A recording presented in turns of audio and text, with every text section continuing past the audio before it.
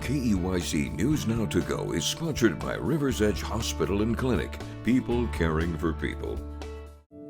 Moments like these make life worth living. River's Edge Hospital and Clinic is your partner in taking control of your own health. Take your steps towards a lasting tomorrow. River's Edge Hospital.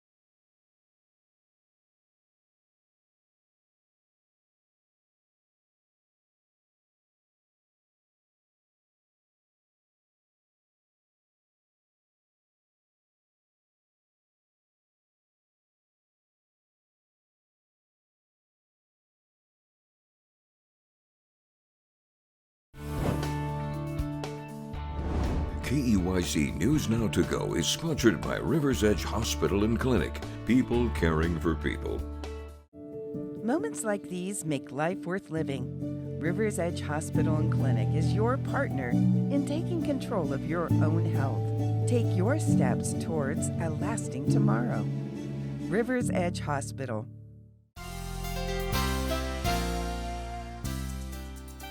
Hello, good morning and happy Thursday. Thanks for joining us for this KEYC News Now to Go update. I'm Jackson Jerk. In a few minutes, I'll be joined by First Alert meteorologist Caitlin Lohr with a look at today's much drier forecast. We'll start with some national news. The House of Representatives narrowly passed President Donald Trump's budget bill this morning after an overnight session on Capitol Hill. Naomi Ruckham tells us what's in the bill and how Republicans finally reached a consensus. By a razor-thin margin and after a marathon night of speeches from both sides, the House of Representatives passed the president's massive budget package, dubbed the One Big Beautiful Bill Act. The bill is passed. Just before 7 a.m. Eastern, in a 215 to 214 vote, all but two House Republicans supported the legislation. The bill finally made its way to the floor late Wednesday after a more than 20-hour-long Rules Committee meeting. President Trump himself also met with holdouts from the House Freedom Caucus yesterday after making a rare trip to Capitol Hill Tuesday to rally support. Thank you so much. While celebrating the vote, House Republicans gave all glory to the president. None of this would be possible without the leadership of President Trump, who every step of the way not only laid out the vision, ran a campaign on this vision, but every step of the way too said, whatever you need, let me know. The bill would make the 2017 tax cuts permanent and includes additional funding for border security, deportations, and defense, along with spending cuts to entitlement programs. Democrats tried to stall the process, suggesting new amendments and giving speeches, but they didn't have enough votes to stop the bill outright. Stand up for Medicaid, stand up for nutritional assistance, stand up for our children, stand up for our veterans. The bill now goes to the Senate, where some Republicans have already voiced opposition. Congressional leaders say they want the legislation on the president's desk by the 4th of July. Naomi Ruckham, CBS News. Now, all Democrats opposed of the package. Only two House Republicans voted against the bill. Representatives Thomas Massey and Warren Davidson, with HFC Chair Andy Harris voting president. Back here at home, Southern Minnesota Representative Brad Finstad issued a statement about his yes vote, saying in part, quote, "Not only does this once-in-a-generation legislation prevent the largest tax hike in our country's history, it delivers what the American people voted for. A secure border, national security, energy dominance, and an end to government waste, fraud, and abuse.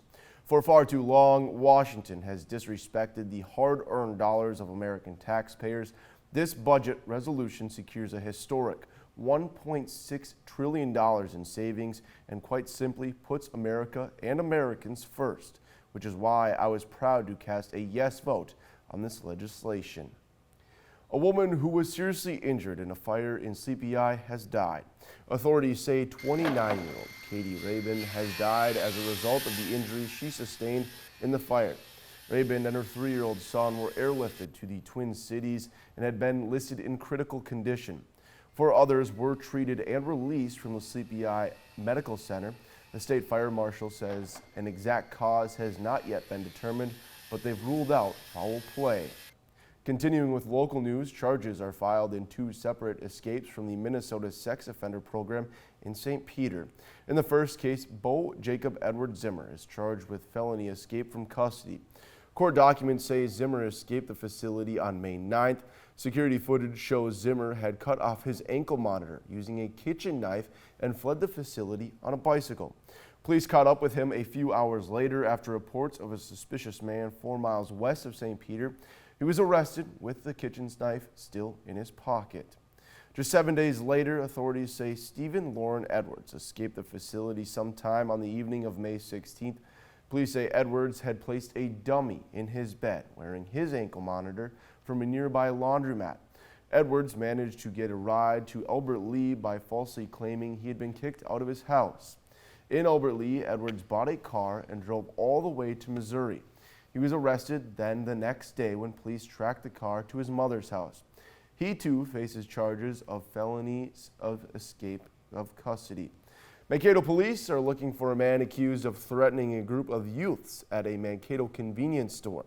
It happened just after 6:15 Tuesday at the Quick Trip on Monks Avenue. The suspect is described as a black man, 5'5" to 5'8", with an average build, black beard, estimated to be in his 30s and 40s. He was wearing a gray Reebok hoodie, dark gray coat, and was carrying a bicycle tire at the time of the incident. Anyone with information is asked to contact the Mankato police. Joining me now at the desk is Caitlin Lord. Caitlin, there was a lot of rain, and I know I've been a broken record going back and back and back on it, but we're finally done with it. And now it's a couple days off from the rain. I know we're potentially going to have some this weekend, but overall it's shaping up to be a pleasant weekend for Memorial Weekend. Yeah, and not that I want to say it's better, because we always are saying we need the rain, but being that we've got the improving conditions, the kind of good note about it is that rain chance for Sunday and Monday is kind of diminishing, going from those scattered chances originally, what we like to hear, everybody. To more isolated chances. So any plans you may have, you can still be outside. What I'm recommending is have an easy up or some sort of tent to kind of just protect you. Be ready. If we get one of those isolated showers, and you'll be able to stay outside or go back outside once it passes. It's not going to be an all-day thing. So that's the good news going forward. Even better news is how much rain we did get. Here's a look at what we've gotten. This was our running total here at the station. We're sitting just shy of 2 inches now that the rain has completely moved out of the area. That wrapped up early this morning.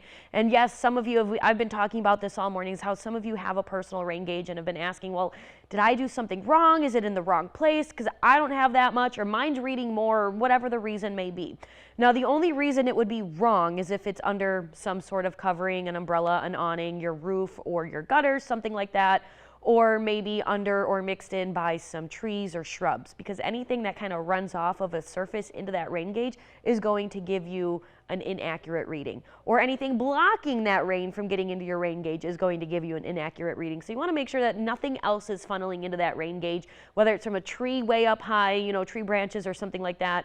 Just make sure it is open above the rain gauge. And if it is, then you've done nothing wrong. It just showcases how different rain totals, or I should say precipitation totals, can be from one area to another, or even just from one side of town to the other side of town. It can be that different. So here in North Mankato at the station, we are sitting just shy of 2 inches over the last few days.